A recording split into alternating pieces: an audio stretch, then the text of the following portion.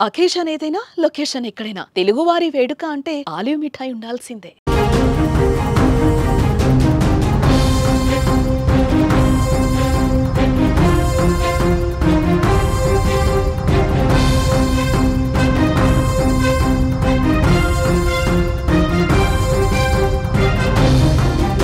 చేసిన పాపానికి ఫలితం కనిపించింది. ఇకనైనా మారుతుంది అనుకుంటే మన పొరపాటే. పాకిస్తాన్ తన నీచమైన బుద్ధి ప్రదర్శిస్తూనే ఉంది. పెహల్గాం ఉగ్రదాడికి ప్రతీకారంగా ఉగ్రవాదులను భారత్ చంపేస్తే పాక్ మాత్రం భారత పౌరుల ప్రాణాలు తీసేస్తోంది. చిన్నారులపై కూడా తూటాల వర్షం కురిపిస్తోంది. ఆపరేషన్ సింధూర్ను జీర్ణించుకోలేక బోర్డర్లో విచక్షణారహితంగా కాల్పులకు తెగబడుతోంది పాకిస్తాన్. వాస్తవాధీన రేఖ వెంట కుప్వారా, బారాముల్లా, ఉరి, అఖ్నూర్ సెక్టార్లలో పాక్ రేంజర్లు కాల్పులు చేస్తున్నారు.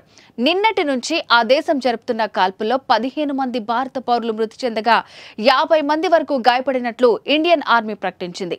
ఇక మృతుల్లో 4 చిన్నారులు కూడా ఉన్నారు. మృతులతో పాటు గాయపడ్డ వారంతా పూంచ్ జిల్లాకు చెందిన వారిగా గుర్తించారు. ఈ కాల్పుల్లో దినేష్ కుమార్ అనే ఓ ఆర్మీ జవాన్ కూడా అమరుడయ్యాడు.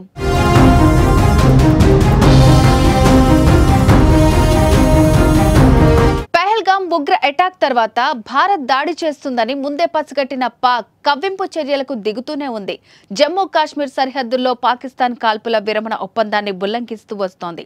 ప్రతిరోజు భారత్ పై కాల్పులు జరుపుతోంది. బుధవారానికి ముందు చిన్న ఆయుధాలు, ఆర్టిలరీ తుపాకులతో దాడి చేసిన పాక్ ఆపరేషన్ సింధూర్ పేరుతో పాక్ ఉగ్ర స్థావరాలే లక్ష్యంగా భారత్ మెరుపు దాడులు చేసిన అనంతరం మరింత రెచ్చిపోతోంది.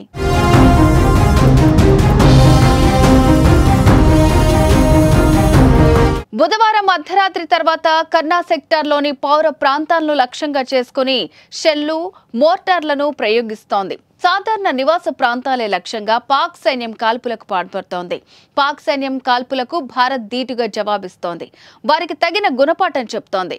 కుప్వారా, రాజౌరి, పూంచ్ సెక్టార్లలోని పాకిస్తాన్ ఆర్మీ పోస్టులపై దాడి చేస్తోంది.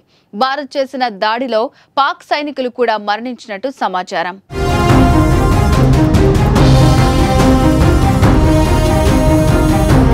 ఇరు సైన్యాల కాల్పులతో బోర్డర్లో హైటెన్షన్ వాతావరణం నెలకొంది.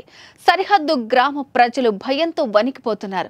ప్రాణాలు అరచేతిలో పెట్టుకుని సురక్షిత ప్రాంతాలకు వెళ్లిపోతున్నారు. కొందరు బంకర్లలో ఆశ్రయం పొందుతున్నారు. ఈ కాల్పులు పూంచ్ సెక్టార్కు మాత్రమే పరిమితమయ్యాయి. ప్రాణ నష్టం సైతం అక్కడే ఎక్కువగా జరిగిందని అధికారులు వెల్లడించారు. తాజా పరిస్థితుల నేపథ్యంలో సరిహద్దు జిల్లాల్లో విద్యా సంస్థలను ప్రభుత్వం మూసివేసింది.